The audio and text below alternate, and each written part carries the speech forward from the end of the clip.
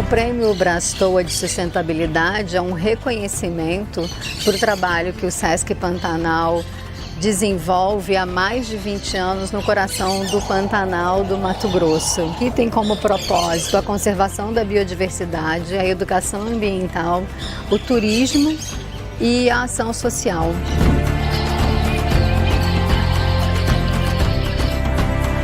A integração do Sesc com o hóspede é muito grande. A gente tem uma série de aprendizado no passeio. Quem quer aprender, quer viver na natureza, vem aqui nesse Sesc, que é muito bom. O envolvimento da comunidade é total nas nossas ações. E no hotel a gente tem um borboletário com cerca de 3.000 espécies e que essas borboletas elas são criadas por famílias em Poconé. As famílias criam essas lagartas, quando elas estão na pupa, elas retornam para o Sesc, nós compramos isso de volta, né? E isso gera em torno de uma renda de um salário mínimo por mês para essas famílias. Nós somos 25 famílias, né? Eu consegui comprar minha casa, comprei a minha moto. Eu me evoluí moralmente, em tudo, não tem? Financeiramente. Para mim foi uma benção. O trabalho era mexer com boi, né? Eu era peão de boi, que é conhecido para transportar boi do Pantanal. Aí me apresentaram esse projeto borboletário, né? Eu me apaixonei, eu me transformei junto com as borboletas, né? Hoje, ó, como é que elas gostam de mim. Hoje eu tenho ela na pele, ó.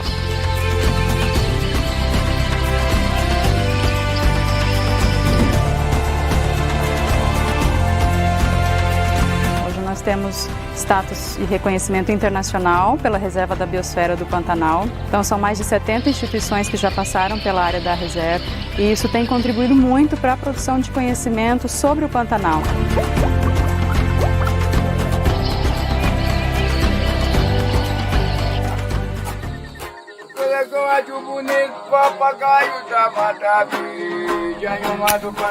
Amizade vale mais do que o dinheiro, não é verdade? É, né? Aí se eu vejo, eu sou analfabeto, mas trabalho com critério. Mas desse sabe o bom lugar se os carinhas de maltratar. Pois é que eu acho bonito, papagaio da Mata Verde, animal do Pantanal. Os nossos passeios, né? A gente visita as pessoas, a gente vivencia, tem oportunidade de tocar nas coisas. O hotel, no seu todo, a educação ambiental é vivenciada em todos os momentos, né? Quando a gente visita as ecotécnicas do hotel, quando a gente tem uma experiência no Parque Baía das Pedras, de poder fazer uma cavalgada, de ter um contato mais próximo com a natureza.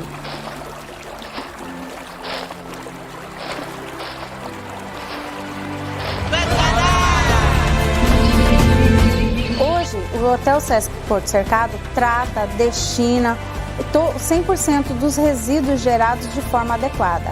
Todo o aquecimento de água do Hotel Sesc Porto Cercado é feito por energia solar. É o lance de você viver essa natureza, descobrir esse Brasil tão grandioso, poder interagir com essa natureza maravilhosa, plena.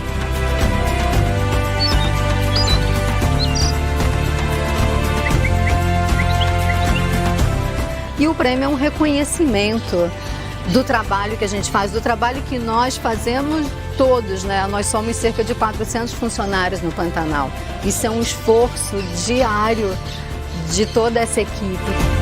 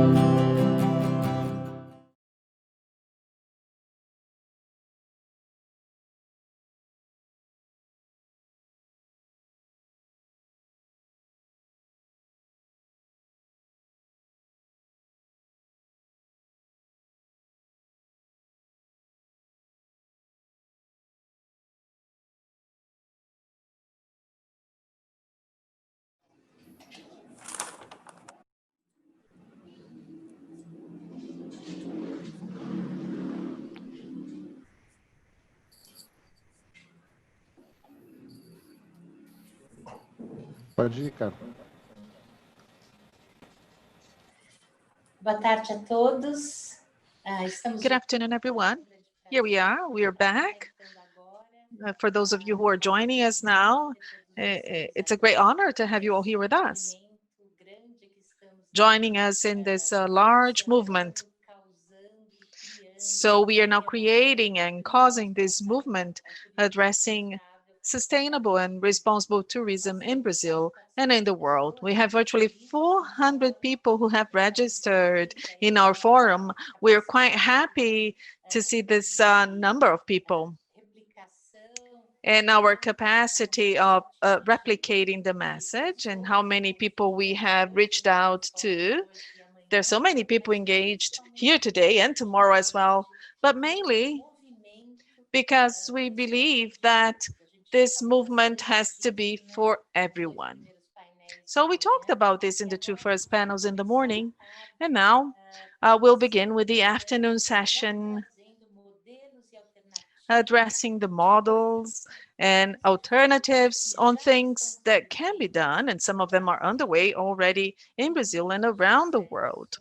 They are underway quite successfully, by the way, towards the sustainable and responsible tourism, and also regenerative tourism. This is where we are heading towards, right? Increasingly so. So by the end of tomorrow's session, we are going to be addressing regenerative tourism so that each and every one of you may be engaged personally, professionally, in this direction that is regenerating this planet. So now in this panel, we have some widely known people. They're celebrities actually in Brazil and in the world. So I would like to see them all on the screen and I'll be introducing them. The title of our panel is Sustainable Tourism and the Possible Alliances. Well, Monica Samia, for those of you who are not familiar with her, she's the executive director of Braztoa, with the travel operators, the tourism operators in Brazil.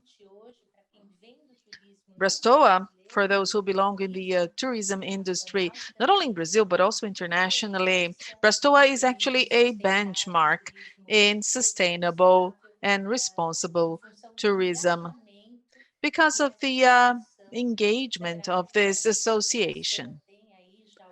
So Braztoa has been in operation for a few years, and Monica will be addressing the association. The Braztoa Sustainability Award is a highly acknowledged award. It's the only one that we have in Brazil in that arena, and it shows Braztoa's engagement, Monica's engagement as well in celebrating this award. The juror panel, is comprised of experts. It's really a benchmark for the world and for Brazil. Monica is a journalist. She has been working in tourism for 25 years. She has vast experience in tourism operations. She's been with Braztoa since 2004. Today, she's the executive director and CEO. And together with the board of administration, she is in charge of strategic planning and association management. She leads an executive team, and then the agenda is constantly recycled based on the market transformations. She works in interacting with the government institutions in Brazil and abroad, establishing partnerships with the private and public sectors. She works on talks and publications, in addition to trade shows such as the Braztoa annual event and Braztoa Desvenda.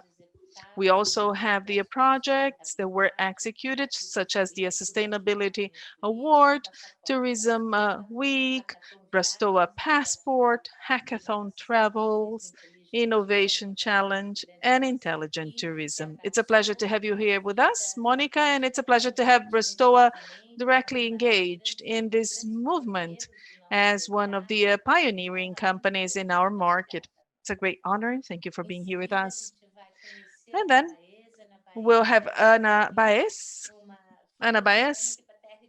Speaking of Ana Baez, I get goosebumps, She is a celebrity. She's a sensational example to all of us. She comes from Costa Rica. She's a senior consultant and president of Turismo and Conservación, Consultores S.A., a pioneering company in sustainable development. She has been working in Latin America, enabling her to getting inspired, to applying holistic solutions in planning, management, and operation of sustainable tourism services in reserved areas, in communities, in governments, in international organizations, and also acting vis-à-vis the private sector. Ana has been actively participating, strongly participating in sustainable, responsible tourism, ecotourism as well, in Costa Rica. We all know that today Costa Rica is a reference, is a benchmark for the entire world. Congratulations, Ana. You do such a beautiful work. You're a source of great inspiration. May you keep on inspiring everyone that's here with us today. We have Fernando Sousa. He's young, right? Quite young. Very good mindset. Has a PhD in geography and territory planning by the University of Paris One, and has a master's in geography. He is the director of the Cataratas Group, founder of Tamoios Inteligência Geográfica. He has experience in managing and providing consultancy for territory planning, tourism planning, and strategic planning. So he was educated in tourism and economics. He has more than 20 years of experience in Brazil and in Europe. He's an expert in tourism and geographical information systems, process management, project finance, and partnership PPPs. Fernando represents the Cataratas Group, one of the major benchmarks that we have in the Brazilian tourism industry. It is an operational, a sustainable operation, regenerative operation. So we are coming from this morning panels. So it was quite clear to everyone the effective current status that we are experiencing today in our planet because of our impact and also because of tourism impact. There is an adverse effect. So we are leaving carbon footprints in the planet. So we'll be addressing the alternatives right now. So we are going to listen from Monica, Ana, Fernando, and we are going to be listening from Alexandre Garrido as well. He has vast experience as well in standardizing and working with norms and standards, and how we may become sustainable and responsible in our tourism industry. Undoubtedly, Alexandre is the most experienced person in this sector in Brazil, and he has greatly contributed to developing standards outside Brazil. He is the coordinator for ISO Sustainable Tourism and also coordinator of the study committee for the Brazilian Association of Standards on Sustainable Tourism. So Alexandre is going to be able to tell us and show each and every one of us what are the paths to be taken, what are the roads to be taken so that we may address the universe of standards and norms. And also, we have Oliver Hillel. He's going to be together with me and Monica, helping us in moderating this panel. In spite of his name, he is Brazilian, and he resides in Florianopolis today. Well, he doesn't live in Brazil, actually. He lives in Canada. He's visiting his daughter in Florianopolis. So welcome, Oliver. It's a great pleasure to have you here with us. He's the official of the UN Secretariat Convention of Biological Diversity in Montreal, Canada.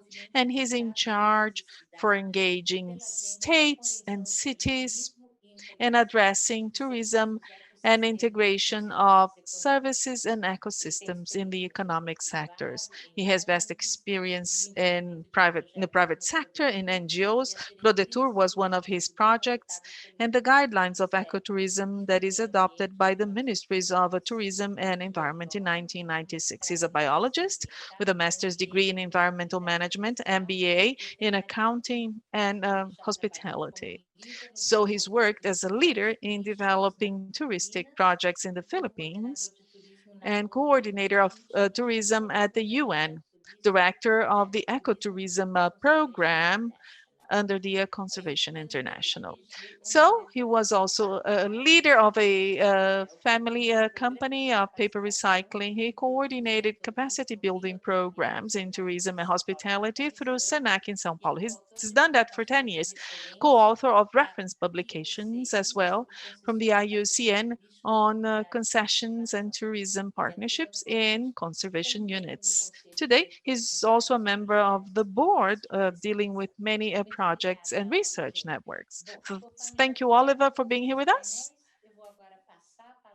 So I will, give the floor to each of the panelists so that they may address their experience going straight into the topic and addressing the possible alliances. So Monica, you go first. It's a pleasure to have you with us. Thank you. Thank you, Carla. It's a great pleasure to be here with you, with these people that I admire so much, to talk about this subject that is highly relevant to all of us. So thank you. And congratulations on the initiative that is holding this event, creating this moment in which we may reflect upon our future, tourism, sustainability, and events. Without further ado, well, Carla told you a little bit about me. I've been in tourism for a little while, I would say.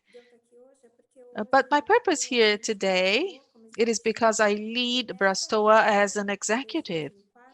And in my duties since 2004, we have been in this journey that began, long ago when we decided to challenge ourselves, challenge our role. There are some figures that you are aware, I'm sure. Tourism accounts for 10% of the global GDP, one job in every 10. And in Brazil, we have a quite important perspective for us to take into account. So we began working, looking into the future, and we were challenging Braztoa's role. That's the Brazilian Association of the Tourism Operators, actually. Today we have 84 members. Most are tourism operators, different sizes of companies, and they also operate differently. Some of them are more specialized, some of them are more generic. And we work with Brazilians, with foreigners that come to Brazil as well, and those who go abroad. There's those who go abroad as well. Well, last year, before the pandemic in 2019, this group that we represent sold 15 billion and they boarded 6 million passengers. Well, it's kind of proportional to 2005. And then we thought, what's our impact in the world? So we are aware of the positive impacts of our sector, right? We generate jobs, we generate income, we promote development, but we also generate footprints. And we have a high level of accountability because we are intermediaries in the chain. The tourism operators, they negotiate with this entire network that is out there operating for the tourism. It is an interdependent network. It is a cross-sectional network. And we work, connecting the links. If there is a destination that is not doing well, we may operate with a different destination. But how about that destination that was left behind? What if we damage? What if we hurt the development of such destination? So we were questioning ourselves. We wanted to have a responsible operation in our activities, in our sector. And then in 2005, this whole line of work was born. So in the beginning, it was just an independent work that would go hand in hand with our activities. And we called it Braztoa Sustainability Program. And now it's 2020 and 15 years have passed by. It was just the beginning, it will never end. Well, this journey is a permanent journey. And then it transformed itself over the years with the challenges that emerged. We were able to establish the possible alliances at the time. And it's very nice to speak about that. We are an association of the civil society. So in our DNA, we work cooperatively in an association mode. But we thought if we want to act on tourism that is cross-sectional, if we want to act responsibly, we have to create this large network with all of those who want to work hand in hand with us towards the same purpose, the same objective. There's no use, having a responsible hotel here or a reception desk or an operator that is sustainable and responsible. This kind of thought, this kind of alignment has to cross the entire sector, has to permeate the entire sector, the structure, the private, the public structures, reaching out to all of the links of the chain. So we talk about the business community. Well, the entrepreneurs, the government, with a macro perspective on the sector. But we have many other stakeholders. We have the companies, the academia, the tourist himself or herself. And we do have to work as a network or things will not evolve. I'm quite happy to be here today because all of those who are here, they're all part of our journey. So we began working in 2006 in our first travel. Our first journey was a travel to Costa Rica to set the benchmark. And then in this trip, we met Ana Baez. She says, I think it's my alarm clock. Apologize for that. So we met Ana Baez in Costa Rica. She's an example of sustainability. Costa Rica is an example of sustainability. And then it was an inspiration for us to bring the good practices to Brazil, the practices that we saw in Costa Rica and rainforest and many others inspired us and showed us the pathway on how to act vis-a-vis the third sector and establish the connections. And then Oliver joined us. He came here to make this presentation. He was discussing this theme in the academia. And then Alexandre Garrido helped us to build the backbone, which is the sustainability program. And he helped us to structure our award. And then we had the major winner that's here today. That's Fernando, representing the Cataratas group and representing all of those who act in Brazil on the edges in each of the destinations from north to south, making a difference. They're truly, willing to do tourism in a responsible fashion. So that's it. I believe the networks, they are possible. Very often we have volunteer workers. It's not about compensation. It's not exactly about formal jobs. This is not what makes people move. It's actually love for tourism, for the activity, and for the development that nurtures these people. And they want to make a true difference wherever they are. And that's what we believe in. It's from within. This is how you make a difference in the world. First, you have to change, and then you change the world. And then you may impact other people. That's it to begin with. Thank you. Beautiful. Nice words. Very nice, Monica. So you truly showed us.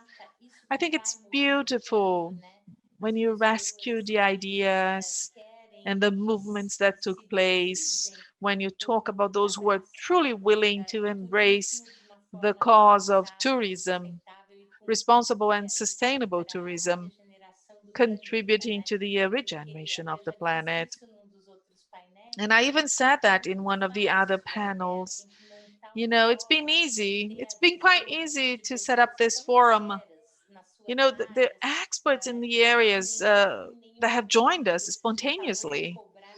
No one spoke about charging fees or honoraries. We are covering the expenses of the forum precisely because of the movement, the love that we see coming from within, the love for our sector, for our activities, and also the love for transforming our activities into a regeneration tool. So quite inspiring, Monica, and thank you very much.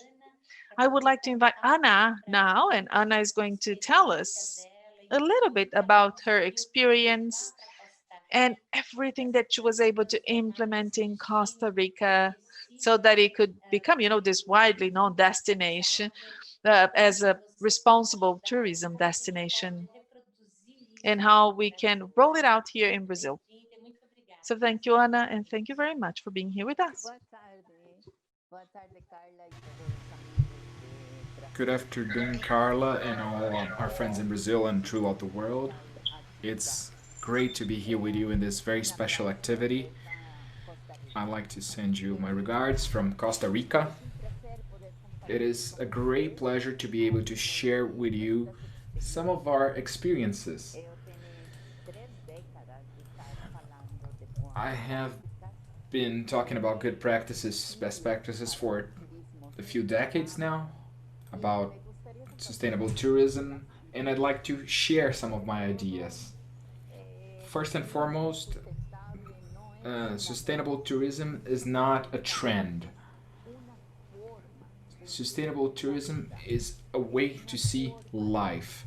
It's a way to inspire many other people and to do and develop their social and economic activities, whatever kind they might be, from a more holistic point of view, more integrated kind of way. We are a small company for a consultancy for conservation.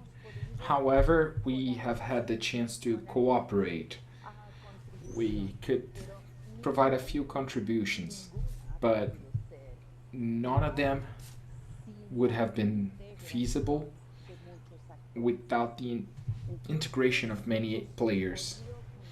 So we had the opportunity to see in our personal experience that the development of initiatives in sustainable tourism is an integration of different visions, proposals, and thoughts and attitudes. Costa Rica also has 35 years in the development of tourism, and we were lucky to be a country that started working in tourism and doing a differentiated type of tourism. We did what we called ecotourism. We have expanded it to involve sustainability, and now we call it sustainable tourism. This is a transformation of a labor economy to a service economy, with a generational transformation that is fundamentally important. I'll just give you a few data, some figures, because we know the differences between Brazil and Costa Rica in terms of size. But these are very inspiring data, so we can talk more deeply about sustainability. Costa Rica has been has a decade of with a stay of average 12 nights. Tourists that visit us stay for 12 nights. When we talk about European tourists, we have 17 days on average. We have a country that can justify 12 nights of stay, even though we're a small country, because we have a very diverse offer. And this is what is important in a holistic development of tourism. The opportunity to have many different players working. And so that the visitors can have many options to move throughout the country looking for different activities, and also generating distribution of touristic dollars. Another characteristic we have achieved is that 90% of all the offer in hospitality is based on small properties with 50 rooms or fewer. That means that many people have the possibility to own property, to be the entrepreneurs, to own their own initiatives. This goes back to having a better distribution of tourist dollars. Additionally, we have another advantage. 90% of the stays are outside the cities, distributed throughout the national territory. These are characteristics that lead that things that were not planned. There's no strategy, but they were made more dynamic and understanding that a country that is rich in biodiversity, such as Brazil, for example, has a very rich opportunity to manage responsibly their resources. But for that, we had to learn many lessons. So here I'm telling you a little about Costa Rica and our own experience, because it's quite parallel. It's a joint evolution. So as an initiative in the country, we had to learn to understand two fundamental issues: quality, and up to this date, regardless of the pandemic, quality is an unquestionable value that we hold, and sustainability, which implies incorporating a series of conscious actions that will allow us to do things with better results, with the results we have been obtaining. What does that mean? It means that we had to learn to open our minds. It's not just my hotel, my transportation, my tourism company. There's a series of relations, connections, alliances to maintaining a small to medium-sized structure. You can have a lot of success. So we had to take an attitude where we were willing to learn and to accept changes in the way that I can only understand one thing, because when I work in a group, I will understand that there are different ways to think and to do things. The second major step that took us to sustainability was to think on how to minimize negative impacts that we had. Because tourism, as any other economic activity, is and has negative impacts. And as we learn about them, we can manage them, we can reduce them. In being aware of the impacts, we can also learn what we were doing well and where we could strengthen or improve to do them better. The third step to get to sustainability, or to try to get to a sustainable action, was to learn technologies. Learn how we could generate procedures and processes that would help us have a smaller impact and maximize the good actions. This is the way that, together with other organizations, the academy, the private sector, the government, we all build the concepts that currently there are thousands and thousands of good practices, documents, videos, guidelines. They will allow us to invite Brazilian entrepreneurs to join together, because this is a very effective strategy. In summary, from the conception, we have to expand it throughout the world. It's not only Costa Rica.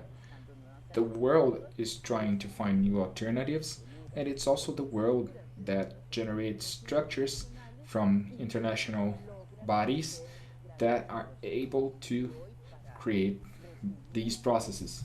So today, to summarize the story of 3 decades, we have very valuable instruments such as the Agenda 2030 and the Sustainable Development Goals, which, when we invite entrepreneurs to learn about them, to become aware, and to find a way, just like me, a way to perform and to implement and guide myself better to create more positive impacts. I can also summarize by saying this concept of sustainability that we have been working on world level is based on a sustainability triangle where the economic activity is in a corner and the 2 other corners are the environment and the social aspect. So we need to think about how can we think based on the economy to ensure these resources and the people, because we need to have it clear that tourism is from people to people. Therefore, in the sustainability triangle, we have many examples to show that of how the economy from a sustainability effort can also have a benefit. Please just eliminate the concept that sustainability is not concerned with the economy, because in fact without an economically healthy company we cannot have sustainability. This is why the economy is so important, but based on sustainability we can say that we can be more effective in the resources we use and in using resources, saving resources to have better results. These were my experiences. We have from small hotels as examples to large international brands such as Marriott, Hollywood Inn, Meliá, and so on and so forth, that have found inspiration in Costa Rica and that have been able to add their efforts to our sustainability efforts. And I believe that in the next session we can provide some inspiring examples so that we can consolidate a view of a changing attitude towards sustainability as a way of life, especially in the framework of this pandemic and thinking about future development. That speech was wonderful, Anna. It's very beautiful when you say that sustainability has this holistic view and as life ethics. This is very beautiful. Thank you very much.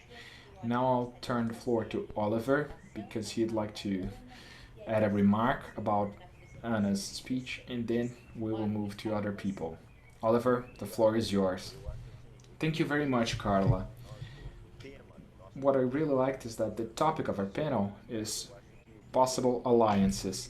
And I think what was very beautiful with what Monica said, I really liked what she brought, because Braztoa had the role of bringing people together and coordinating people who were working in environmental tourism, sustainable tourism in Brazil. And trying to think at a country's level is the experience that Costa Rica had. I have been following up and learning from it. What you divided, and I was really inspired. I'd like to mention that in Costa Rica, there's always been this holistic, integrated approach where the entrepreneurs, the scientists, and the government try to work together with the community. And this created an experience, as she said, that is holistic. Today you have in Costa Rica an experience that goes from the sea to the mountain in a very integrated manner. I'd just like to mention one example that happened a while ago when Costa Rica created the first certification system for sustainable tourism, CST. And what was amazing at then is that the government supported this idea. It would be the same as having each cent promotion and tourism at Embratur, supporting the standards for sustainable tourism that Alexandre and the others will mention. If you wanted international promotion from the government, you need to follow the guidelines created by the industry, by the sector itself. They were not imposed by the government. It was a cooperation work. And this leads to the fact that today politicians in Costa Rica are invited to participate in international governance. Today, Carlos Manuel Rodriguez, the environmental minister for Costa Rica, will create the largest bank for investment in biodiversity in the world, the Global Environmental Facility. And this is not the first time that a politician or a public manager, public administrator from Costa Rica has this perspective, because Costa Rica has integrated government, society, science, community, and entrepreneurs. This is something that maybe we could think about in my specialty, which is national, subnational, state, and local governments. If the destination coordinates efforts, that's where they will get. That was my remark. Thank you. Wonderful. That was very adequate. And now it opens up the floor to Fernando so he can tell us about his experience, where he's starting from, and he's been fighting for this more holistic view of our activity. So Fernando, please tell us a bit about your experience. You have been open for a little while. Tourism had to open and close due to COVID.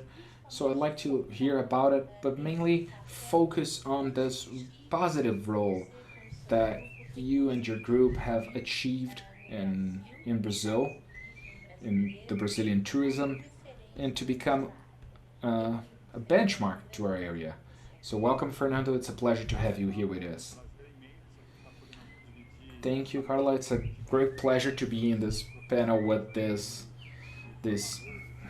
giants, these professors, these educators. I had the very great opportunity to see Braztoa being created with Monica. I studied her publications and from Oliver Hillel back in the 90s and the early 2000s.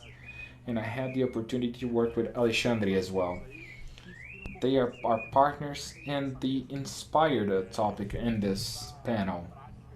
We are in practice here expressing the Goal 17, SDG 17, which is partnerships for implementation.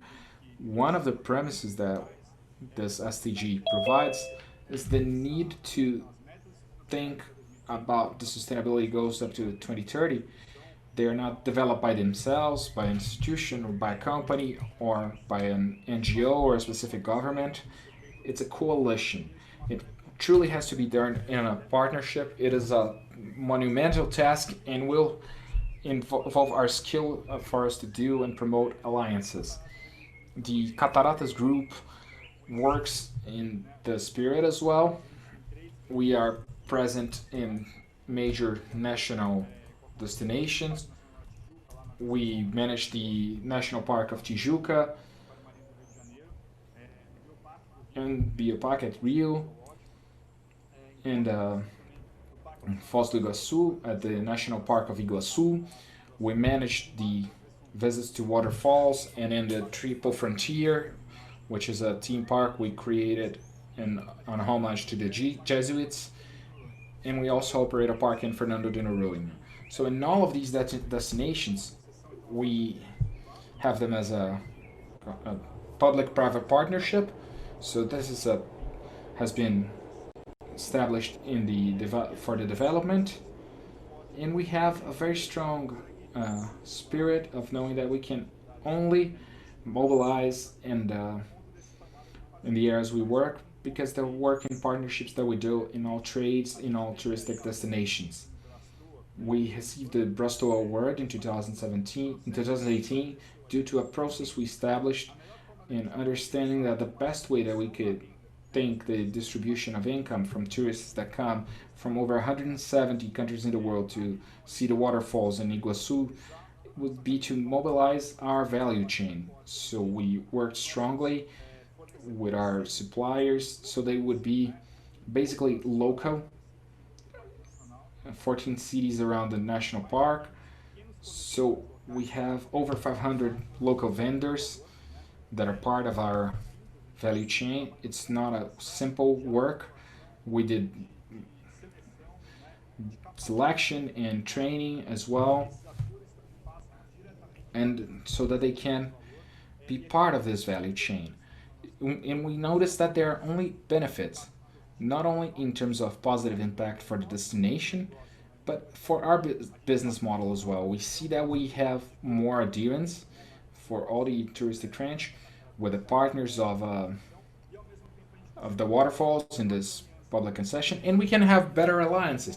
For example, longer term partnerships, promotional actions that have more efficiency.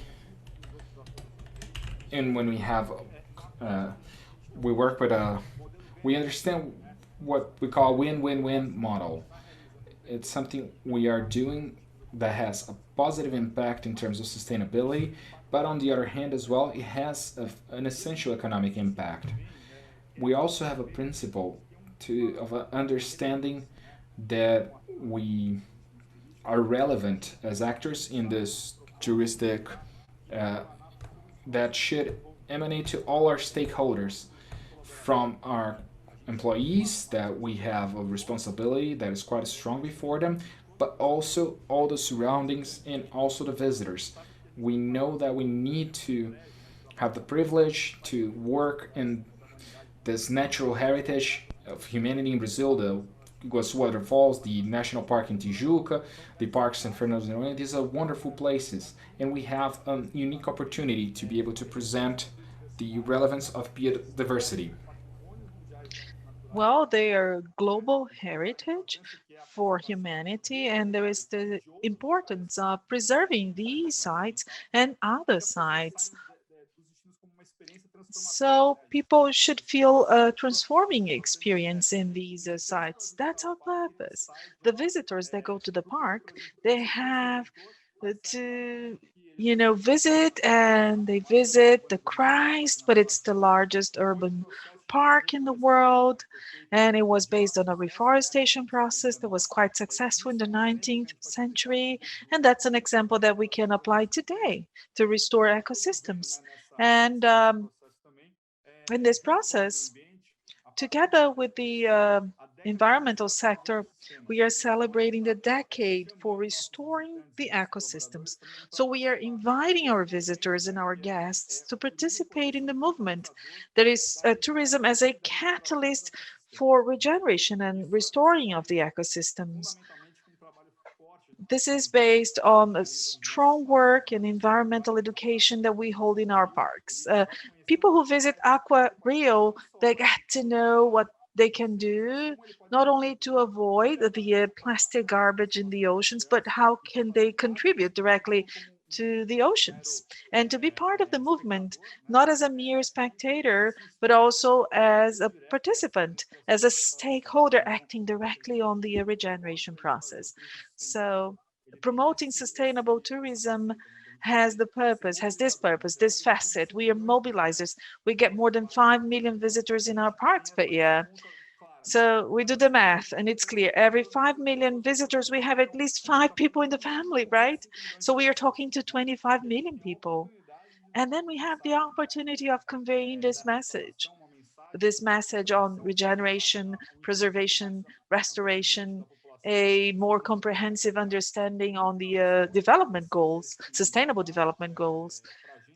And in the morning, we heard from Marina and Sergio Besserman, and they were raising this question about the new investments during the pandemic. And they are not necessarily focused on sustainability. We clearly believe that that's the path to go. So we went through the crisis. We are still experiencing the crisis. We had to close our parks as of March the 17th. So we live from the tickets. So we live from the proceeds of the visitors. We no longer have an income. So it's been 4 or 5 months with the parks closed, with no revenue stream, and it was a proof. We were being tested, especially in terms of sustainability. So we saw ourselves with a great deal of responsibility in keeping the staff. We have more than 930 people working for us. So some of them have worked during this period in the maintenance of the parks. Other people stayed at home. So we saw, Carla, an opportunity emerging, and it was quite a rich opportunity. That is the union of the tourism sector in the many destinations that we act, because there is no way to overcome this moment if we don't, work four-handedly. Something that happened that was quite nice was the work that we did in Foz do Iguaçu, the Iguaçu Falls, to mobilize our visitors and our shareholders to make direct donations in food baskets to the communities nearby the parks, because they had no income whatsoever right off. So we realized that these people had to be assisted. They are our partners. They help to generate value in our parks, be it as, guides or transportation companies or suppliers of any sort. So we were concerned about supporting these people right off. So we made a major campaign for that purpose. And we also promoted the union with the other stakeholders in the destination. More than ever, we realized that we had to be united as a sector. So we had many meetings with the many agencies from Rio and Iguaçu Falls so that we could reopen in partnership. So we launched a campaign that's rolling right now, Rediscover Rio de Janeiro. So the dwellers of Rio, they should rediscover the touristic attractions they have in their city. So people from São Paulo should be visiting Rio to rediscover. It's a short visit, right? That's the trend in the reopening. We're going to have shorter visits so that we can do that in a united way. So we established many partnerships in the chain, promotional actions, mutual support actions in the sector. We know it's not the right moment to make money yet. There'll be, some time yet, a year and a half more or less, I would say, in rescuing and slowly reopening. But we cannot fail to do this partner work. And we do believe in the reopening. We have to do it jointly, and we should bear in mind the future. And there are three key components. One of them is the partnership. We do believe that it's possible to establish partnerships and to be more united. We are stronger if we are united. The other pillar is doing a work that we didn't do before, to work strongly to benefit the sector vis-a-vis the political agents, showing the direct impact that the tourism sector can have in the economies. And the third pillar, that is sustainability. We'll only be able to reopen if we do it differently, if we truly believe that people tend to go after ecotourism destinations that have been showing a change in behavior, something that brings, learning to the families, new opportunities and new experiences that are truly transforming. They are in line with the new moment that we are living right now. Well, sensational, Fernando. I've been impacted by your speech.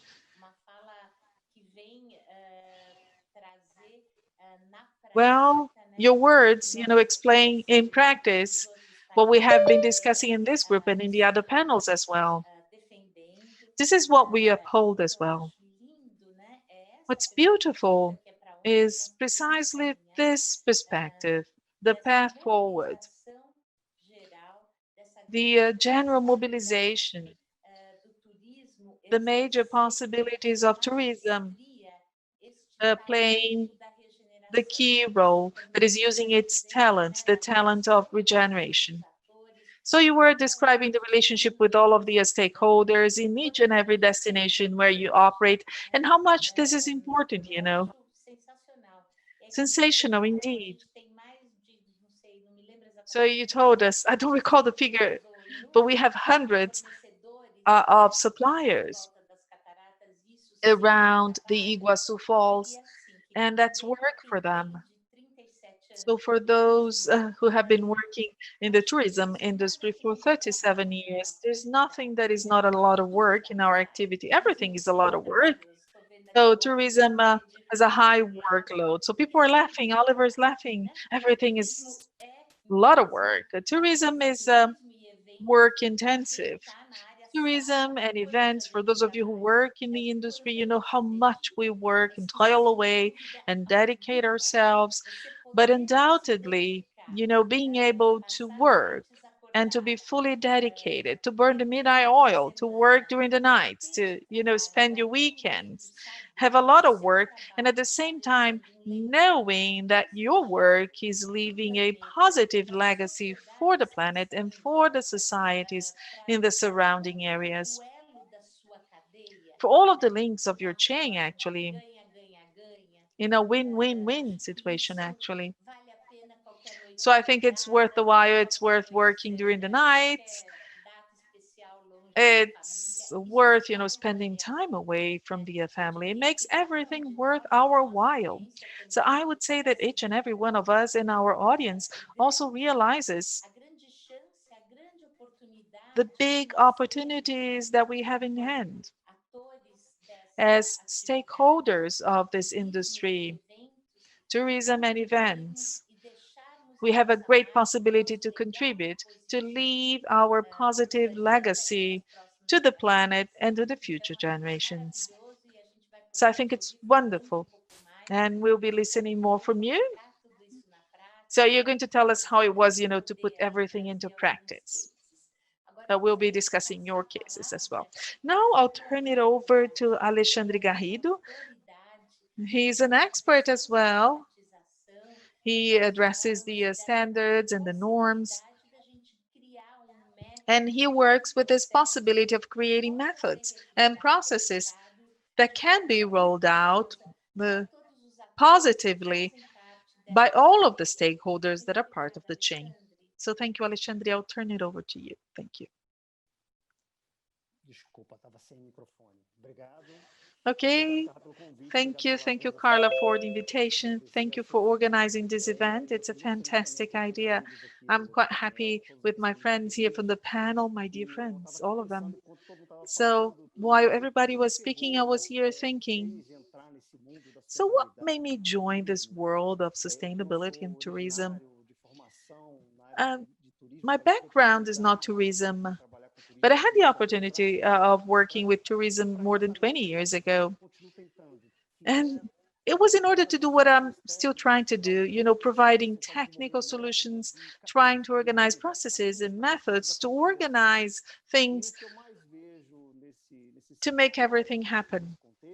And what I see in this context of the sustainable tourism, as Monica said, well, it has to do with network, with relationship, with people. Anna was talking about the holistic perspective, and he was talking about the win-win. And sustainable tourism is generosity, sharing, winning together.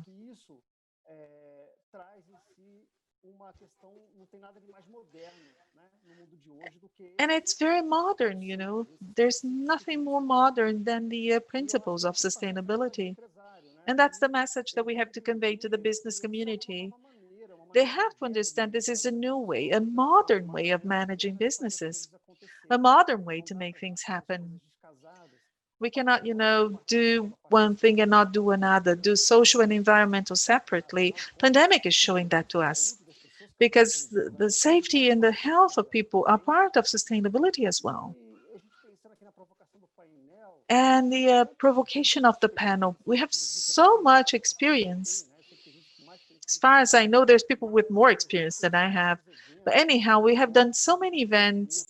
We held so many meetings. We developed so many documents. Just to mention one of them in which I was engaged, that is the experience of finding a solution for hospitality, that is creating standards for sustainable hotels, and it worked out, and we are now replicating it for the world. We have an international standard, ISO 21401, for sustainable hotels that is based on the Brazilian standard. Hundreds of hotels have implemented the standard, and we are now exporting this knowledge.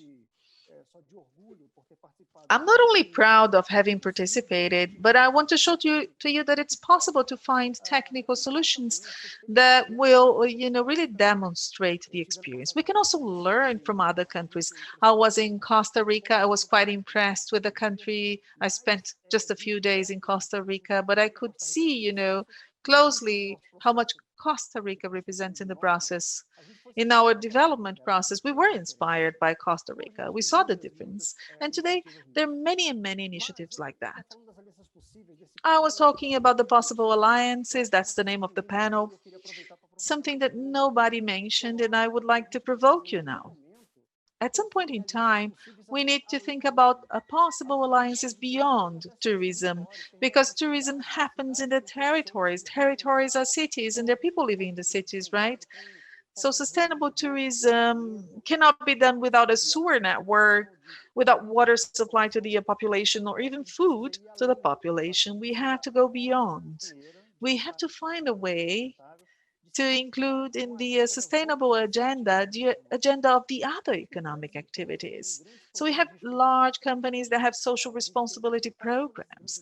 We have the large companies in Brazil that have an institute or an NGO that is in charge of the social programs, dealing with their industrial operations or commercial operations, for example.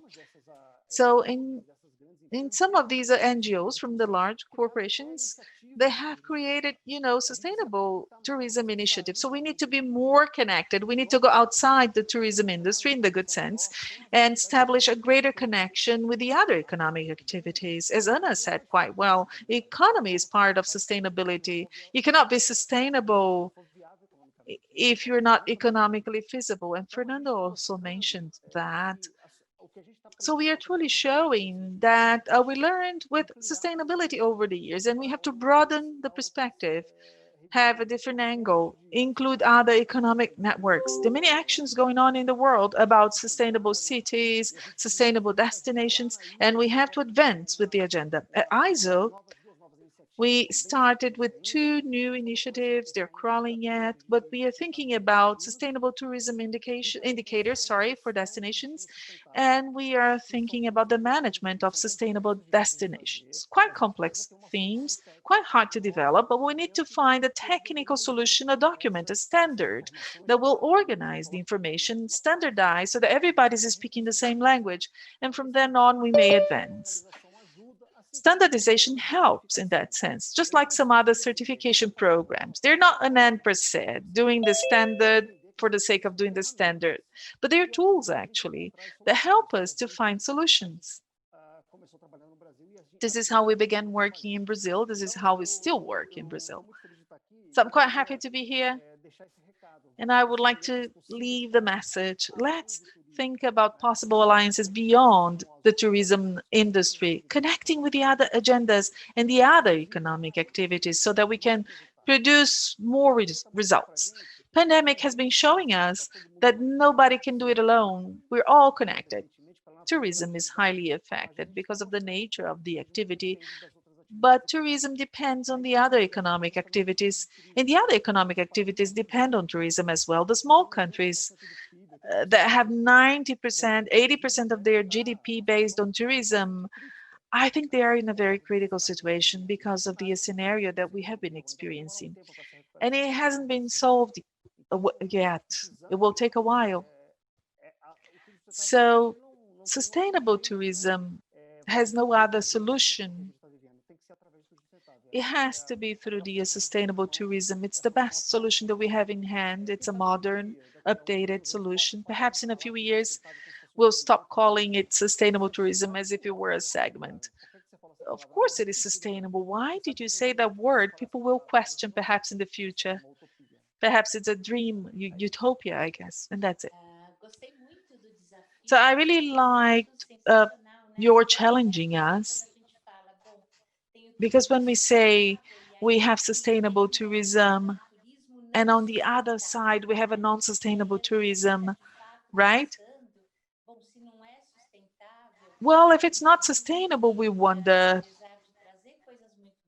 although it is good because it is tourism, it has an adverse effect. Nobody today can afford to cause a negative impact. In the previous panels, especially in the second one, we had the manager of climate change from the UN. We had Nicholas with us, and he was, discussing how serious this is. And Besseman also mentioned that it's a very severe situation we are faced with right now, and I loved it. So, as Ana said, and Fernando and you were saying, when we truly understand the tourism activity as an integral part, when we have this holistic angle, inevitably new associations and new alliances are established. And that's the role that we want to play as a forum today and tomorrow. We want to show to everyone how much tourism can work as a regeneration tool for the planet. So in our last panel tomorrow, we're going to have Bill Reed. He's one of the experts in regenerative design. This whole movement, not only in the tourism industry, but many activities all around the world, integrating communities, societies, activities, professions in the road of regenerating the planet. I would say that today with the COVID-19, we have the final proof that we can no longer do business as usual. It's time we rethink everything. And to talk about that, we have Oliver. He's a biologist, he's an expert, and he's had years of experience in this area, working in Brazil, outside Brazil as well. He's also a representative from the UN. Oliver, we want to hear from you. We want to hear your remarks. Thank you. Thank you, Carla. It's great to see how this conversation has been moving forward. I was thinking here that effectively, and it wasn't really quite as planned, but I think that the evolution and the contact that I had not only with Braztoa and all of you here, it came naturally. Because let's say the first effort that I had conducted, I worked in tourism and was in education. When I worked at SENAC, we educated people, we trained people, we brought knowledge about sustainable tourism from Canada, from Costa Rica, from South Africa. But the interesting aspect and what we're seeing here is that in fact there is in Brazil a knowledge about sustainability, not only in tourism, but this view, this holistic view. And it's great to see how much this has grown. Because as you're saying, there is this circumstance there's a situation that is quite difficult. My work today with the Secretariat on Biological Diversity is an international agreement for the management and governance of life on Earth, of the diversities of species and biodiversity of biomes. And the signatories of this convention involve all countries except for the United States. So all of these countries are part of this agreement, trying to find solutions so that nature can in fact be a factor for development to reach each one of these sustainable development goals. They are the basis, they are the backdrop. And together with larger sectors such as mining, agriculture, fishing, and so on, that tourism stands out because tourism is an immediate way to provide value to nature. Nature will have a greater and greater value. As many have said, we are in a crisis situation, and that is the exact reason for preservation. Here in Florianopolis, the sun is coming up red because of the fires in Pantanal. Oh, we have to protect Pantanal, we have to protect the Amazon, the rainforest. In 10 years, this will be worth a lot more than it already is. Because we have an issue with governance. So that's where we have the idea that for the Biodiversity Convention, tourism might be the most direct instrument to add value to the nature. As we say in English, nature pays, therefore it stays. So nature provides revenue for people, so they understand it. Traditional indigenous communities know that, but us in the large cities sometimes forget. But we need to figure out a way, because tourism, to help preserve cultural diversity that comes with natural diversity, this type of tourism has to continue. We cannot afford to say that no, we can't do it, that it will have a secondary role, because we truly do need to preserve nature, not only because of tourism, as Alexandre said. Nature is the basis for development in any other area. Look at your fridge. If it's possible to eat anything that did not come out of biodiversity, you can't. This is why, on one hand, what these previous lectures show is that there is a crisis situation. Very specifically, within tourism, there is what we would call perverse subsidies, which were the cause of these crises. It was not the virus that caused this crisis. What caused this crisis is the unsustainability of our economic model that was subsidizing the leasing of airline companies, that was subsidizing the build of mass hotels with 2,500, 3,000 rooms. It's the subsidies that build airports and large tourism complexes. This has shown to be unfeasible, and so what we see, what is pushing the touristic trade against the wall is not the virus, but this development model that is currently under a crisis. A lot of ecotourism was taking advantage of it. I remember in Costa Rica, on the larger destinations, some of these other operators were trying to bring it to a supplementary experience in ecotourism, to try and focus on what this crisis is showing us is that this is no longer possible. We need to start thinking holistically. We need to start involving, as Fernando was saying, we need to lead the experience and the opportunity for learning in the trip.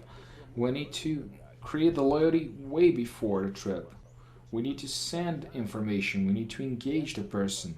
And this is the major advantage, because with the new mechanisms in information technology, with the social media, with all of these ways to generalize knowledge, so to speak, create blockchains and other ways to exchange knowledge and between people, this becomes a lot easier. Therefore, in the future, tourists will no longer be that person who's just a number. Just send me one more and one more. This will become harder and harder. We need to go deeper in the experience of Costa Rica, creating a supplementary experience so that the tourists can realize, that people who are going to travel need to understand that it's not just an attraction in some adventure in the jungle, but from the moment the person is being talked to, that there is a contact, that from the view of the government or the community inviting them, that we are coherent, that we have a product, that we know that your experience as a traveler is our concern in all steps, even when the person goes back home.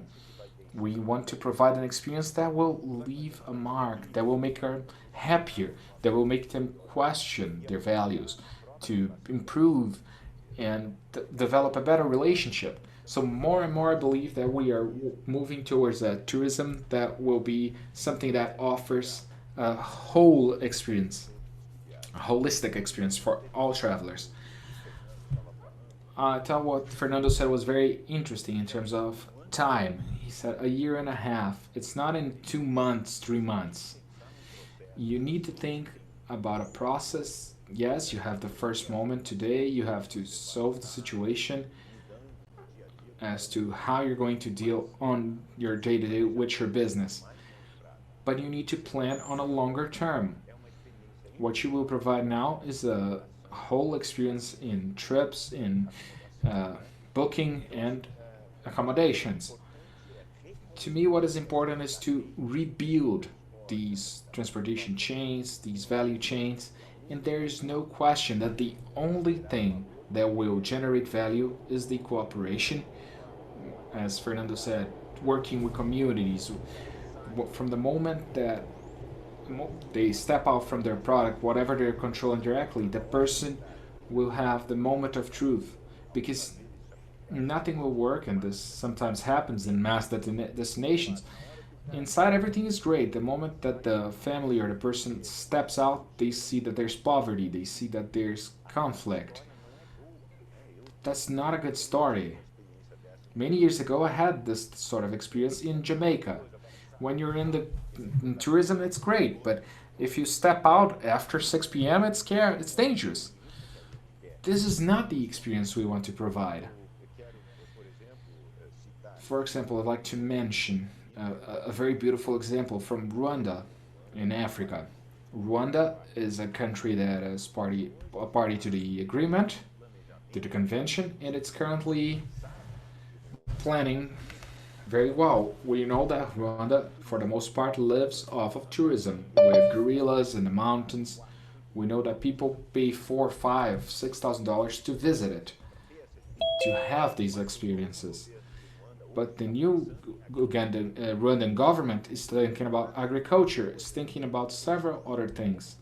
They're thinking on how to organize their economy to protect nature, not only in tourism, but in mining, and in all kinds of activities, economical activities, and what we call whole of government, the integral governance, if you will.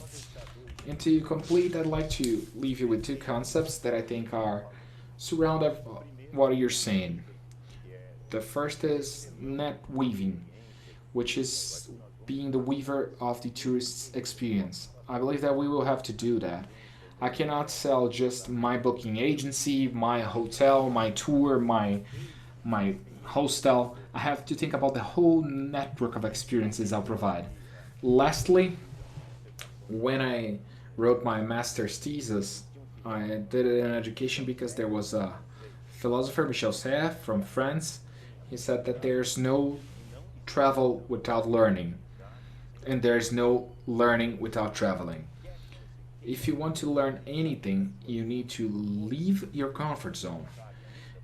If you don't know, you have to learn it, and it's not always comfortable. So the experience we can provide to our clients is this, the experience of a deeper learning. But for that, we have to be responsible for providing everything, bringing everything. And it is interesting to think that the word pedagogy from the Greek, and the pedagogue was the individual that would take the student to the school. Pedagogue is an operator, is a guide, because the journey is learning, the trip is learning. So I think we can stop here to start the second part of the debate, because I think these possible alliances that we're trying to bring here are precisely these experiences of tourism that can transform the traveler, the people who's receiving, and us as professionals. Wonderful, Oliver. That was so beautiful. I will not talk very long because I want to hear from our from Monica. We had people in content to spend the rest of the day discussing, so I'll quickly pass on the floor to Monica. So I'd like to each and every one of you, so you can end after this first round with your remarks, your final comments, and the communication you would like the audience to leave, whether Brazilians or internationally. Monica, the floor is yours. Thank you very much. Oh, it's wonderful to hear so much people, a lot of inspiration, because this creates a feedback loop, right? This is a possibility we have to open our radar and understand that it is a bit of everything. We often look to the challenges, the issues, difficulties, and see the things from a new perspective. This takes on a new dimension. To conclude, I'd like to bring some reflections, quite focused on what is coming ahead. We had, with all this crisis, we had an acceleration in a process that was already moving forward. We already seen something. We were already asking for a new model. We often saw that, and we saw that the younger population was already now willing to answer to consumerism. They were willing to look for a more purposeful life, to new challenges, a new collaborative way, an integrated way where other values would be present in their lives. And we have been seeing that our nomads today, they are this audience that is looking for tourism in the world as a platform where they can live those experiences, and this is great. This idea of the pedagogy, of learning with tourism, and tourism not having this possibility of learning without it. So I think that there is a greater availability today for people, not only this possibility, but also the opportunity for people to move around a lot more freely. However, this moment has accelerated these processes, and it will require a transformation. It will have a transformation of the sector, of the industry. We are facing many challenges, and it's not only enough to cross the borders. You need to be accepted. You need to go through other challenges that we did not expect we would have a while ago. So even if it is challenging, I see that this is an opportunity for us to understand how we want to structure our activities from now on. From such as Barcelona, Amsterdam, Venice, we have a great list of wonderful destinations that have embraced tourism, but at the same time they were suffering from the lack of order, with a disorderly tourism, a tourism that is not as well organized as possible, that provides economic benefits, but it also brings a very high cost for the population, particularly for people living in those regions. And we know that the tourism to be good, we need for it to be good for the local communities as well. So the challenges that we have put forth now is how we can take advantage of all the situation that was very damaging to the sector. This was the industry that was the most impacted by this crisis. So how can we rewrite our history? How can we rediscover ourselves in a different way, with more integration, more participation, more cooperation, where we are not simply pointing fingers for what others are not doing, but what can we do? How can we teach others? How can we walk together? We are trying to build these bridges, whether it is with other countries, whether it is with the Ministry of Tourism. They have always been the door to all of our discussions, but this crisis has provided some benefits for us, creating opportunities for the sector to talk to the Ministry of Economy, which now is currently discussing the issue of the Brazil cost and trying to look at tourism with a long-term view, which is very welcome. We started discussing labor relations, consumer relations, and this is an opportunity that the crisis has provided to us.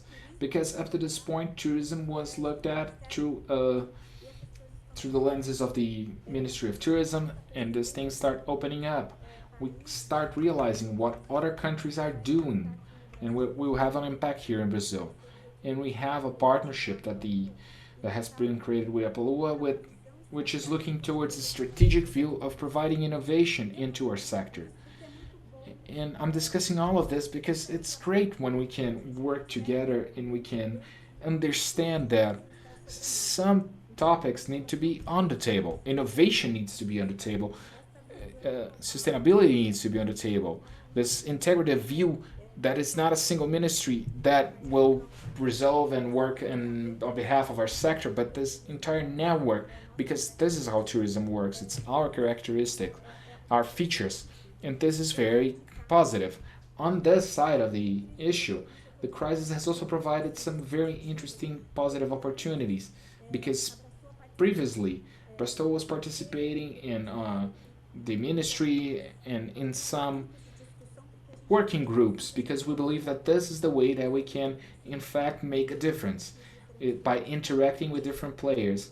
So we have a chair in the National Tourism Council, and up to a little while ago, oftentimes in meetings we noticed that each industry was going there to fight, in quotes, for their own interests. One group from the booking agents, one from hospitality, from theme parks, each working with their own agenda. And an extremely happy circumstance is that in face of all of this, people started making crisis management, and from the crisis we are working on what we call G20, a group created by the entities of private initiative that understood that if we do not hold our hands and link our arms, we will not move forward. There's no agency moving out of the crisis by itself. There's no hospitality moving out of the crisis by itself. Everyone depends on each other. Our members have no products to sell. If the destinations are not structured, hospitality working, the parks, the attractions working, the airline should be operational, the other modes of transportation as well. So we depend on each other. We do depend on each other. So this group was formed for us to have this broader perspective beyond our specific needs. And it's quite inspiring, right? It's difficult, it's not easy. We are taking the first steps. There's much learning ahead so that we can take the most of it. But this has enabled us to align our speech to favor the Brazilian tourism and not only the segments that are beneath this umbrella. And that's a very important question. There are other topics that are crucial for us to discuss. The capacity of the destinations. It has to be part of the conversation. The destinations need to take that into account. Well, there's the good side of the economic income, the economic revenue, but there's also the responsibility for us not to cross the line of our limits, and this has to be discussed. There are issues related to animal treatment, there are issues related to distribution and the cost of distribution, de-intermediation. We have agenda for so many issues, but if we are truly to work hand in hand, if we understand this is a network, because if it doesn't work out there, somewhere in the country, it's going to affect us here. And in the tourism, we do have this opportunity of understanding the dynamics, the equation, and make things flow in a sounder way, in a more responsible way to all of us. So that's what I wanted to say. We have so many challenges ahead of us. As an entity, Braztoa has taken very few steps. They were important steps, though, highly relevant steps. With our steps, we were able to attract wonderful people, as the wonderful people who are here and some other people who are not here with us. I must say that the Ministry of Tourism is our partner in the Sustainability Award, and they have been trying to address our agenda for many years, still today. So it's important to realize that we have done very little. There's much to be done, but we are moving forward. We are here discussing with this perspective that together we are stronger. We can go further with more success and more responsibility as well. That's what I wish for the tourism industry. Engaged tourism with a high level of benchmark, much learning, and much humility to recognize our errors and adjust the routes. So the pandemic has come to help us realize that we are all, rerouting. It doesn't have to do with any sector. As humankind, we are rerouting. And in finding balance, we are going to make things work, going through this more harmonious, inspiring pathway. And we'll be sure that we are leaving a legacy for those who come after us. They will not think that we have done just mistakes. They will think that we have done good things as well. And thank you all. It was a pleasure to be here. I hope we may continue to strengthen this network, because if we do that, if we follow Alexandre's suggestion, it's not only about the tourism industry, it has to do with all of the economic activities. And if we're able to do that, we'll go much further. Thank you. Wonderful, Monica, and thank you very much. We are getting to the end of the session. I want to hear from Ana, from Fernando, from Alexandre, and from Oliver. You have 3 minutes tops, okay? It's a shame. I'm breaking my heart here. I could be listening to you the entire afternoon, but we do have another panel to begin after this one. So we do have to close now with your final remarks. Thank you. Yes, it's a shame. There's much to share. But I would like to take this opportunity to remind you that in 2002, in the International Year of Ecotourism, one of the greatest achievements that we had was the fact that the World Organization of Tourism changed. They switched the definition of tourism, and since 2002, all kinds of tourism has to abide by the sustainability principles. So it is a platform. It's a universal mandate.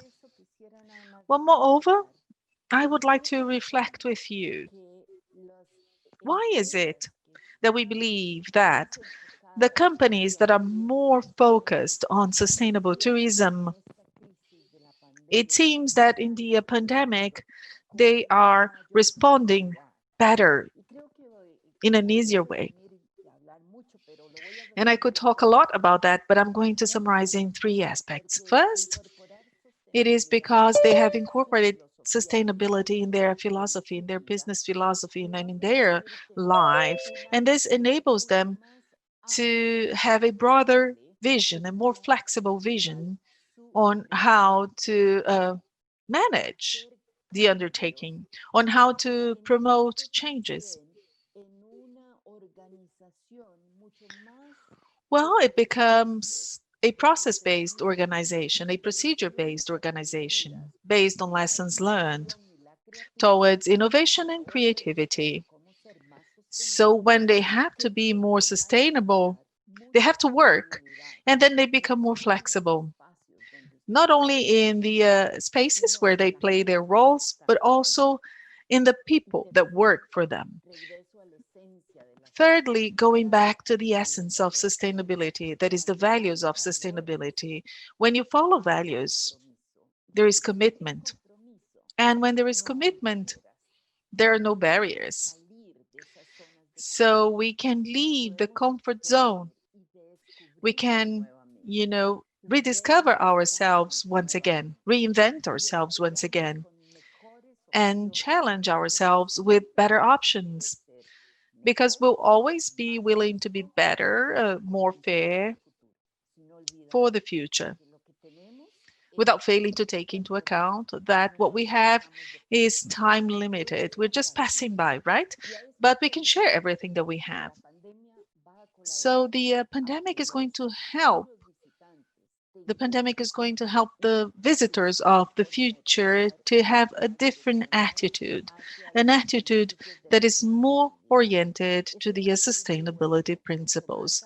So it's going to be a more harmonious meeting, a softer, a more natural and spontaneous meeting between a sustainable offer and a visitor that is willing to have experiences that are products.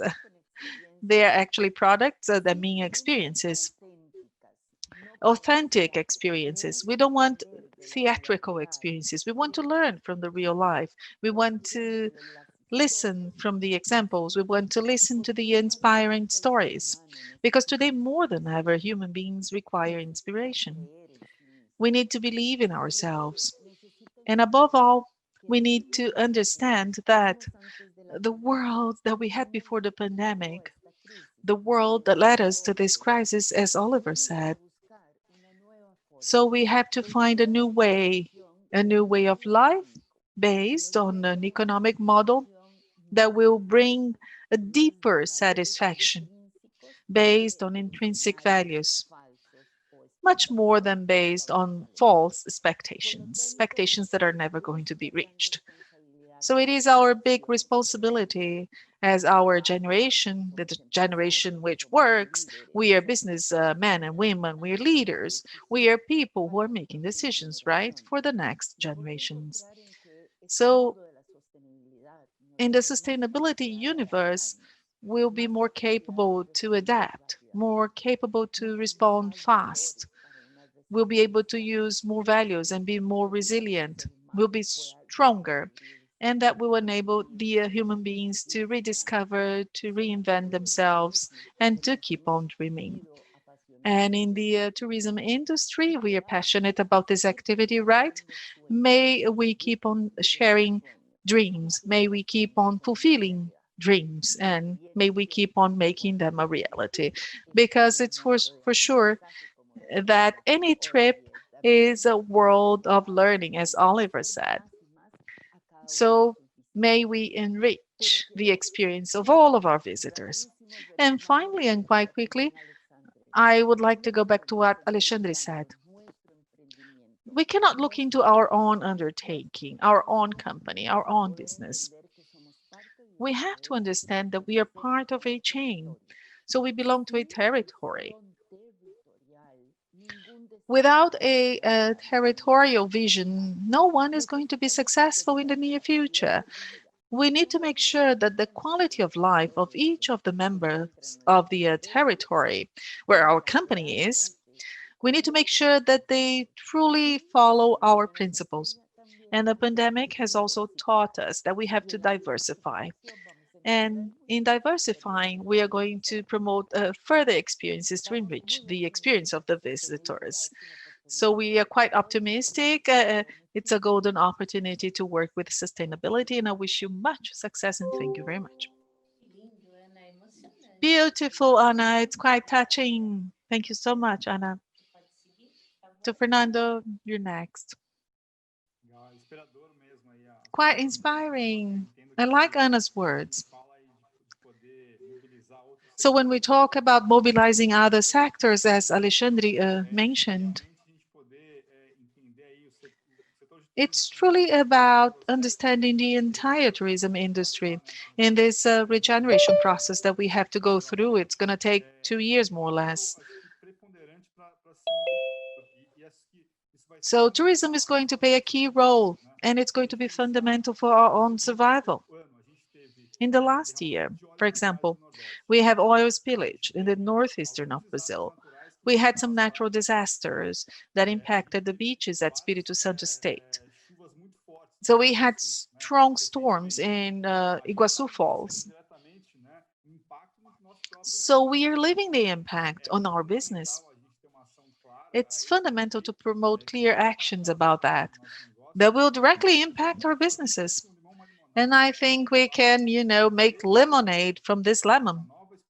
So bringing new experiences to the visitor that will engage the visitor in the regeneration process. The entire sector has to be engaged. And the second point is being able to diversify. We have to seize the opportunity of this moment, 1.5 years to recover. So we have to recover and be better. Just like the flower of the savannah when it burns, when it's reborn stronger. So we have to be stronger, thinking that we can diversify the experiences of the visitors. Here at Cataratas, we are thinking about the many ways to work with the new kinds of visiting. Not only the traditional visits that we had at the park. We have to include other experiences. We have to include the digital universe. So we had this fundamental change. People are more within the digital universe. So we have to seize this opportunity and create experiences before the trip, after the trip, during the trip, where the digital plays a role, but together with the practical experience. For example, you can have the splash of the falls on your face That's priceless, right? We can provide additional information on the preservation of the wild cat because it's threatened with extinction. So we can use the digital support to do all of that. And finally, I believe that it's a call, and I urge you. So as I said before, we have a partnership with the UN Environment. Today, the decade of the ecosystem restoration was launched, 2021, 2030. In the next 10 years, we'll be discussing much more about the ways to restore.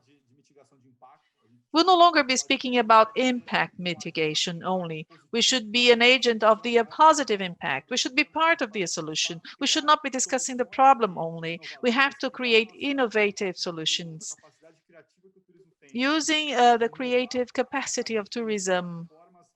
We have to innovate and think about the best ways to engage more and more companies, not only from the tourism industry. We have to create other connections. Next summer, in the next season, we'll have the beginning of this work in the Iguaçu Falls. So 60,000 native seedlings are being planted. We want to make the city beautiful. So we would like to invite the visitors to be part of this regeneration work in the city of Foz do Iguaçu. With all of the visitors from all around the world, but they will leave their legacy in the city, the seedling that will be planted. So this is mobilization work. So we want to offer this to people to address the climate issues and the environment issues in the planet for the next 10 years. So it's hard to choose the most inspiring one. I'm overflowing with emotions here. I've been listening to Fernando speaking about tourism as a regeneration tool. And it's a possibility, for example, of bringing the forest back with native trees in the region of Foz do Iguaçu. So tell me, we are going to publicize at MAPS this initiative.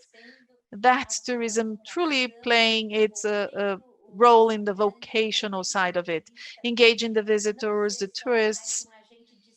So they're no longer a selfie photo taker in a beautiful landscape. It's also the tourist leaving his or her legacy and contributing for the regeneration of the planet. Beautiful, Fernando. Thank you. So now, Alexandre, on to you.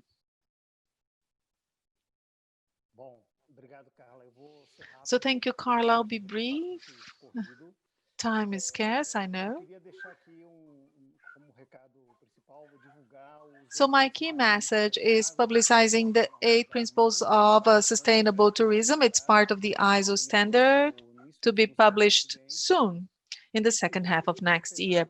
And the 8 principles are, first, efficient management of tourism, assuring ethical, responsible, environmentally responsible businesses and socially responsible businesses, and also feasible businesses. Number 2, make all of that ensuring the rights of the local populations. 3, preserving the natural environment and its biodiversity. 4, consider the cultural heritage and the local values, promoting culture. 5, encourage the social and economic development in the destination with all of the suppliers and stakeholders. 6, ensure the quality of the products and processes. Quality is about sustainability. 7, encourage people's safety, health and safety in the destinations in all senses. And pandemic has been showing us how much health is part of sustainability. And 8, and also importantly, consider and abide by the applicable legislation. So these are the 8 principles that we are developing at ISO, and they're listed here for you. And I would like to say that the ABNT Commission is open for all of those who are interested. Today we are discussing the indicators for destinations, sustainable destinations, but we are open to develop sustainability standards for other economic activities as well. So come to me, find me in the social networks, and come and join us in this study committee. So we are trying to translate all of the demands and all of the issues into concrete procedures and documents that can help us to organize and to put us on the same page so that we can advance in this avenue. So let's think about the alliances beyond tourism. We have to advance in this agenda, and everything has shown to us, pandemic, the burning in Pantanal, the oil spillage, everything is proving to us that there's no escape. Last year, I had a work with the Senac, Mato Grosso, and the UN Environment to develop sustainable policies. So everything that we began doing continues. There's much to be done. Let's move forward. It's very hard, but the scenario is showing us how much we need to deepen the partnerships. And thank you very much. Thank you, Alexandre. Quite nice to talk about this to us. You were talking about the golden rules. We are going to set them in stone and carry in our hearts. So Oliver, your final words. Thank you. Without further ado, I would like to invite everyone who is here with us to keep up the pace. I would like to mention how important it is to be in contact with the entities, with maps. I would like to remind you all that Braztoa, many years ago, built each champion of the award, and they have been accumulating knowledge. So there is accumulated knowledge in the Braztoa experience. So you should join our network. We're here to help everyone that is watching us to find the road for sustainable tourism. So keep in touch with maps, with Braztoa. We had quite nice experiences in the past with the International Sustainable Tourism Trade Show. So these are stories that we have to retrieve. And a while ago, there was the Boticario Award for Sustainable Tourism with quite nice examples on what people are doing. So here goes the invitation for those who are here with us. Keep in touch so that we can keep on talking. Thank you all. I loved the challenge, and perhaps next year we will have brought here other winners of the Braztoa Award who are listening to us. To close, I'd like to share with all of you a message from Jussara Rocha. I think we're all of us who are in some way connected to sustainable tourism, to responsible tourism. We're all familiar with Jussara. For those of you who are not familiar with her, please talk to her on our panel tomorrow. See her in the first panel in the afternoon at 3:30 with the amazing people we have in Brazil, spreading the best practices for sustainable tourism and responsible tourism. Jussara says, alliances will always be possible, and we are seeing more than ever that they are required. In order to have sustainable tourism as a way to live, as Baez mentioned at first, humility and cooperation are key to concrete actions. We always talk about alliances, but we have many barriers to effectively connect in Brazil. To think on how we can change that to truly change that. So my greetings to all. So everyone opening their hearts, whether it's conventional tourism, whether it is responsible tourism, many students we have currently listening to us, and creating this alliance, this cooperation with all of society, with everyone who can be involved, so we can lead this movement. From my side, I can only thank you very, very much, each and every one of you. You were closely related to the creation of this forum and inspiring. So I'm sure that everyone who heard you speak will feel moved, will feel that the seed has been planted, and soon many forests will grow in everyone's hearts and in our actions as well. So thank you, it is an immense pleasure, and for those of you who are listening to us, we will move ahead to the next panel, where once more we will see practices that have been working very well, and we have with us Catarina. She is responsible for sustainability in the city of Gothenburg. And on the other hand, we have the Tucum network from the seaside of the Northeast, where the population has organized to provide circular economy, working beautifully here in Ceará. This came out of the population. They've organized and they've created this alliance, which is working very well. So stay here with us. We will be back very shortly. Thank you very much for your participation.